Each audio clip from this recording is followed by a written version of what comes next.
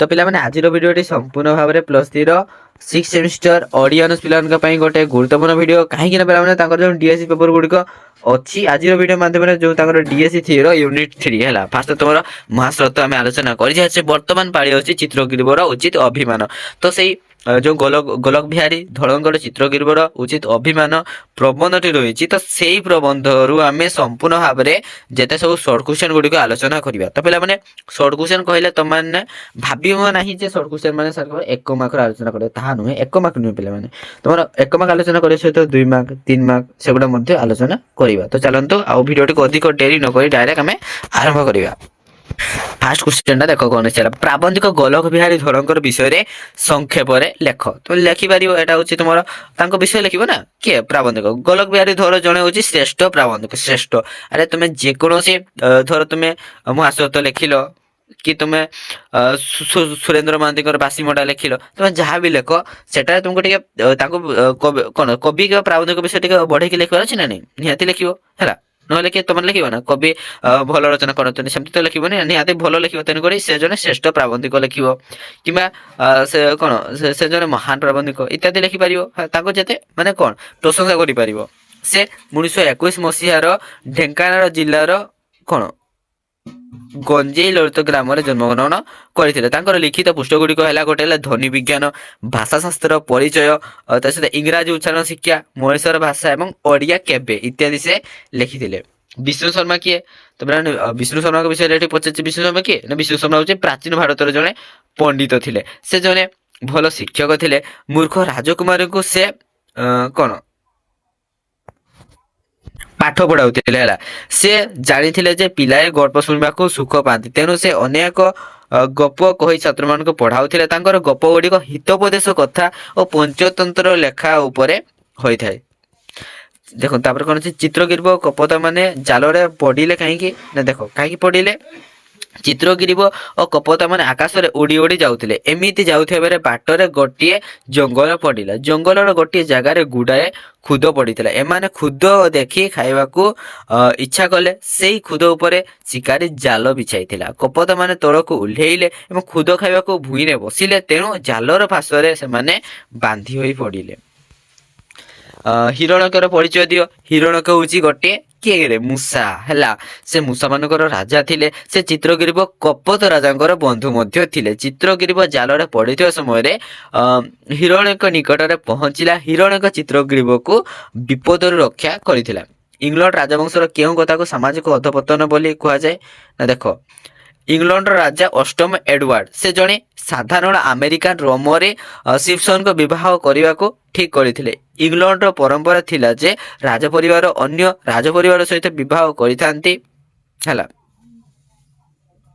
जो राजा अष्टम एडवर्ड आज यही परंपरा को मानि नथिले इंग्लैंड राजपरिवार यही घटना को सामाजिक अधपतन बोली कहा जाए।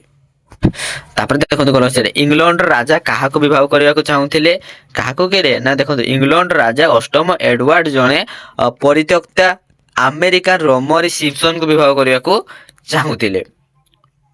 अष्टम एडवर्ड को समय इंग्लैंड प्रधानमंत्री किए थे ना अष्टम एडवर्ड को समय इंग्लैंड प्रधानमंत्री किए ना बाल्डविन थे। राजनीतिक कौन क्यों खेल खेली पारे किंतु किए जुआ खेल उद्धर थाए ना देखो राजनीतिक निजर स्वार्थ रक्षा सत्य सत्य मिथ्यार जाल खेल खेली पारे किंतु राजपुत्र से सब जुआ खेल उद्धर थाए किए शेष मुहूर्त क्षुद्र हो पारे राजपुत्र शेष मुहूर्त क्षुद्र हो पारे सॉरी क्षुद्र हो पारे नहीं सॉरी क्वेश्चन टी नाहीटा छाड़देले है किए क्षुद्र हो पारे नहीं ना राजपुत्र शेष मुहूर्त क्षुद्र हो पारे नहीं। राजपुत्र निजर उचित अभिमान रक्षा करी कहार प्रशंसा करथिले ना राजपुत्र निजर उचित अभिमान रक्षा करी बाल्डविन प्रशंसा करथिले। गोविंद बल्लभ कौन गोविंद बल्लभ पंथ किए ना लखनऊ रे उत्तर प्रदेश प्रधानमंत्री थे गोविंद बल्लभ पंथ। क्षमा ही कहार परिमाण कहार परिमाप तो मैंने क्षमा ही हूँ कौन उच्चता पर परिमाप। गोविंद बल्लभ पंथ भाषण देवा समय कहा विरोध में कही नथिले गोविंद बल्लभ पंथ भाषण देवा समय इंग्रेज मानक विरोध में किसी भी कही नथिले। विष्णु शर्मा राजपुत्र मानक कहीं गल्प शुणाउथिले विष्णु शर्मा मूर्ख राजपुत्र मानक पंडित तथा सर्वशास्त्र सुचतुर करने ଗଳ୍ପ ଶୁଣାଉଥିଲେ। ଗଳ୍ପ ଗୁଡ଼ିକ ଅତି ସାଧାରଣ ମନେ ହେଉଥିଲେ ମଧ୍ୟ ସେଥିରେ ବହୁ ଅସାଧାରଣ ଜ୍ଞାନ ରହିଛି। ତା ଦେଖିବା କପୋତ ରାଜ୍ୟ ସଦର ବଳେ କିପରି ଜାଲରେ ପଡ଼ିଲେ କିପରି କେଜାଣି ଦେଖନ୍ତୁ କପୋତ ରାଜ୍ୟ ଚିତ୍ରଗିରିବର ସଦର ବଳେ ଆକାଶରେ ଉଡ଼ି ଯାଉଥିବା ବେଳେ ଅରଣ୍ୟ ମଧ୍ୟରେ ତଣ୍ଡୁର କଣା ଦେଖି ଲୋଭରେ କଣ ଓହ୍ଲାଇ ପଡ଼ି ଜାଲରେ ପଡ଼ିଲେ। କପୋତ ରାଜାଙ୍କର ନାମ କଣ ତାଙ୍କର ବନ୍ଧୁ କିଏ? ତାପରେ କପୋତ ରାଜାଙ୍କର ନାମ ହଉଛି କଣ ଚିତ୍ରଗ୍ରୀବ ଏବଂ ତାଙ୍କର ବନ୍ଧୁ ହଉଛି ମୂଷିକ ରାଜ୍ୟ ହିରଣ୍ୟକ। ମୂଷିକ ରାଜ ପ୍ରଥମେ କଣ କରିବାକୁ ଉଦ୍ୟତ ହେଲେ? ମୂଷିକ ରାଜ ହିରଣ୍ୟକ ବନ୍ଧୁ ଚିତ୍ରଗ୍ରୀବକୁ ଜାଲରେ ପଡ଼ିବା ଦେଖି ଆଶ୍ଚର୍ଯ୍ୟ ହେଲେ। ବନ୍ଧୁଙ୍କ ବିପନ୍ନ ଦେଖି ସେ ପ୍ରଥମେ ଆସିଲେ ଏବଂ ଚିତ୍ରଗ୍ରୀବର ଫାଶଟିକୁ କଣ କାଟିବା ପାଇଁ ପହଞ୍ଚିଲେ। ସେଠାରେ ଚିତ୍ରଗ୍ରୀବ ହିରଣ୍ୟକକୁ କଣ କହିଲା? କଣ କହିଲେ ଦେଖ ନା ଚିତ୍ରଗ୍ରୀବ ହିରଣ୍ୟକକୁ କହିଲେ ଯେ ତାଙ୍କର ଫାଶ ପ୍ରଥମେ କାଟିବା ପାଇଁ ବ୍ୟସ୍ତ ହେବା ଅନୁଚିତ। ପ୍ରଥମେ ତାଙ୍କୁ ଆଶ୍ରିତ ମାନଙ୍କର ଫାଶ କାଟି ପରେ ନିଜର ଫାଶ କାଟିବାକୁ ବନ୍ଧୁଙ୍କୁ ନିବେଦନ କରିଥିଲେ। ସିମ୍ପସନକୁ କିଏ ବିବାହ କରିବାକୁ ଚାହିଁଲେ? କିଏ କିରେ? ଇଂଲଣ୍ଡର ରାଜା ଅଷ୍ଟମ ଏଡୱାର୍ଡ ଜଣେ ପରିତ୍ୟକ୍ତ ଆମେରିକାନ ରୋମରୀ ସିମ୍ପସନକୁ ବିବାହ କରିବା ପାଇଁ ସ୍ଥିର କରିଥିଲେ। ତାପରେ ଦେଖିବାକୁ ଅଛି ଦେଖ ବ୍ରିଟିଶ ପାର୍ଲିଆମେଣ୍ଟ କଣ ସ୍ଥିର କରିଥିଲେ? ଦେଖ ଇଂରାଜ ଏକ ରକ୍ଷଣଶୀଳ ଜାତି। ବ୍ରିଟିଶ ପାର୍ଲିଆମେଣ୍ଟ ସ୍ଥିର କରିଥାନ୍ତି ଯେ ସିମ୍ପସନଙ୍କ ପରି ଜଣେ ସାଧାରଣ ପରିବାରର ପରିତ୍ୟକ୍ତା ନାରୀଙ୍କୁ ଇଂଲଣ୍ଡର ରାଜା କେବେ ହେଲେ ବି କଣ ବିବାହ କରିପାରିବେ ନାହିଁ।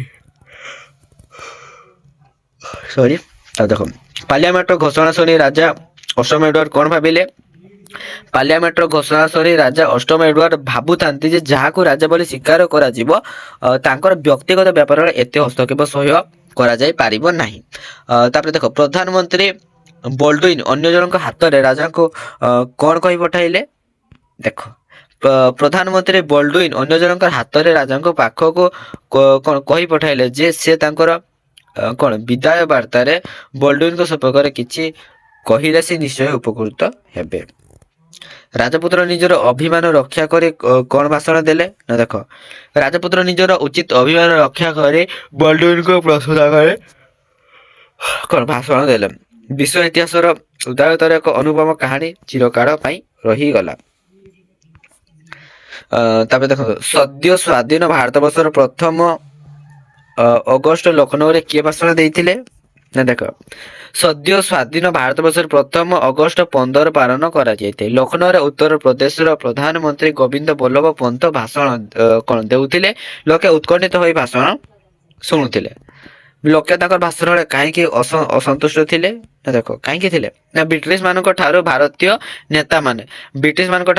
ନେତାମାନେ ଯେତେ ନିର୍ଯାତିତ ହୋଇଥାନ୍ତି ସେସବୁ କଥାକୁ ପନ୍ତ କହିବେ